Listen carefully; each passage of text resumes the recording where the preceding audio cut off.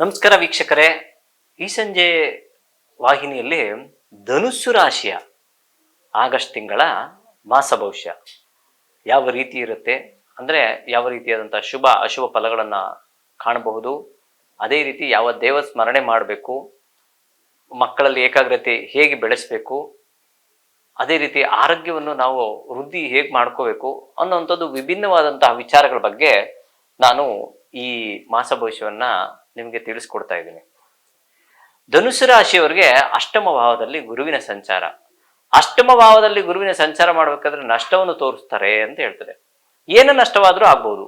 ದೈಹಿಕವಾದಂತಹ ಸಣ್ಣ ಪುಟ್ಟ ಸಮಸ್ಯೆಗಳಾಗಿರ್ಬೋದು, ಅಥವಾ ಹಣಕಾಸಿನ ವಿಚಾರದಲ್ಲಿ ಸಣ್ಣ ಪುಟ್ಟ ಸಮಸ್ಯೆಗಳಾಗಿರ್ಬೋದು. ಈ ರೀತಿಯಾದಂತಹ ವಿಭಿನ್ನ ರೀತಿಯಾದಂತಹ ಸಮಸ್ಯೆಗಳು ಖಂಡಿತವಾಗ್ಲೂ ನಡಿಲೇಬೇಕು ಅನ್ನೋದು ಏನಿಲ್ಲ. ಎಲ್ಲರೂ ಅದೇ ಅಂದ್ಕೊಂಡು ಅಯ್ಯೋ ನಮ್ಗೆ ನಷ್ಟ ಆಗೋಗುತ್ತೆ ಅಂತ ಏನು ಭಾವನೆಗಳು ತಿಳ್ಕೊಬೇಡಿ. ಚತುರ್ಥ ಭಾವದಲ್ಲಿ ಸ್ಥಿತನಾದಂತಹ ಶನಿ ಮಹಾತ್ಮನು ವಕ್ರಿಯಾಗಿರೋದ್ರಿಂದ ಸ್ವಲ್ಪ ಮಟ್ಟಿಗೆ ತಾಯಿಯ ಆರೋಗ್ಯದಲ್ಲಿ ಚೇತರಿಕೆಯನ್ನು ಕಾಣ್ತೀರಾ. ಇದು ಒಂದು ಒಳ್ಳೆಯ ವಿಚಾರವನ್ನು ಕಾಣುವಂಥದ್ದು. ಕಾಲಿಗೆ ಸಂಬಂಧಪಟ್ಟಂತಹ ನೋವುಗಳಿಂದ ನಿವಾರಣೆ ಆಗುವಂಥದ್ದು ಸಹ ಕಾಣಿಸುತ್ತೆ. ಜೊತೆಗೆ ಯಾರಿಗಾದ್ರೂ ಹಣ ಕೊಟ್ಟಿರ್ತೀರಲ್ಲ, ಹಣ ವಾಪಸ್ ಬರುವಂತಹ ಸಂದರ್ಭ, ಇದನ್ನೇ ನಾನು ಹೇಳಿದ್ದು. ಆ ನಷ್ಟ ಆಗೋಗುತ್ತೆ ಅಂತ ಚಿಂತೆ ಮಾಡಕ್ ಹೋಗ್ಬಿಡಿ, ಆದ್ರಿಂದ ಲಾಭವನ್ನು ಸಹ ಇರ್ತದೆ. ಕೊಂಚ ಮಟ್ಟಿಗೆ ನಷ್ಟ ಆದರೂ ಸಂಪೂರ್ಣವಾದಂತಹ ಲಾಭವನ್ನು ನೀವು ಗಳಿಸಬಹುದು. ಹಿರಿಯ ಅಧಿಕಾರಿಗಳು ಅಥವಾ ಹಿರಿಯರಿಂದ ಸ್ವಲ್ಪ ಮಟ್ಟಿಗೆ ಸಣ್ಣ ಪುಟ್ಟ ಮನಸ್ತಾಪಗಳಾಗುವಂಥ ಸಾಧ್ಯತೆ ಇರ್ತದೆ. ನಿಮ್ಮ ಬಾಸ್ ಆಗಿರ್ಬೋದು, ಅಥವಾ ನಿಮ್ಮ ಕೆಲಸ ಮಾಡುವಂಥ ಜಾಗದಲ್ಲಿ ಹಿರಿಯ ಉದ್ಯೋಗಿಗಳಾಗಿರ್ಬೋದು, ಅಂಥವರಿಂದ ಸ್ವಲ್ಪ ಮಟ್ಟಿಗೆ ಕಿರಿಕಿರಿ ಆಗುತ್ತೆ. ಆ ಕಾರಣಕ್ಕೆ ಅದಕ್ಕೆ ಸಂಪೂರ್ಣವಾಗಿ ಯಾವ ದೇವರ ಸ್ಮರಣೆ ಮಾಡಬೇಕು ಅನ್ನೋದನ್ನು ಸಹ ನಾನು ತಿಳಿಸ್ಕೊಡ್ತೀನಿ. ಮಕ್ಕಳ ಓದಿನ ವಿಚಾರದಲ್ಲಿ ಸಂಪೂರ್ಣವಾದಂತಹ ವಿಶೇಷವಾದಂತಹ ಜ್ಞಾನವನ್ನು ಗ್ರಹಿಸ್ಕೊಳ್ಳುವಂಥದ್ದು, ಮಕ್ಕಳ ಓದು ಅಭಿವೃದ್ಧಿ ಕಾಣುವಂಥದ್ದು ಸಹ ಈ ಮಾಸವದಲ್ಲಿ ಸಂಪೂರ್ಣ ಶುಭಫಲಗಳನ್ನು ಕಾಣಬಹುದು.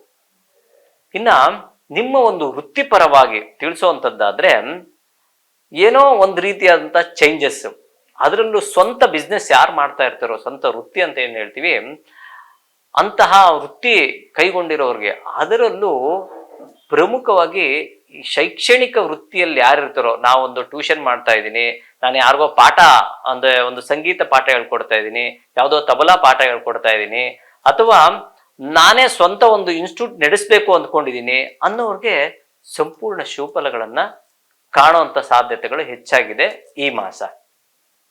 ಇನ್ನು ಬೇರೆಯವರಲ್ಲ ಕೆಲಸ ಮಾಡ್ತಾ ಇದ್ದೀನಿ ಅನ್ನೋರ್ಗೂ ಸಹ ಸ್ವಲ್ಪ ಮಟ್ಟಿಗೆ ಸಮಾಧಾನವನ್ನು ಕೊಡುವಂತಹ ಮಾಸ.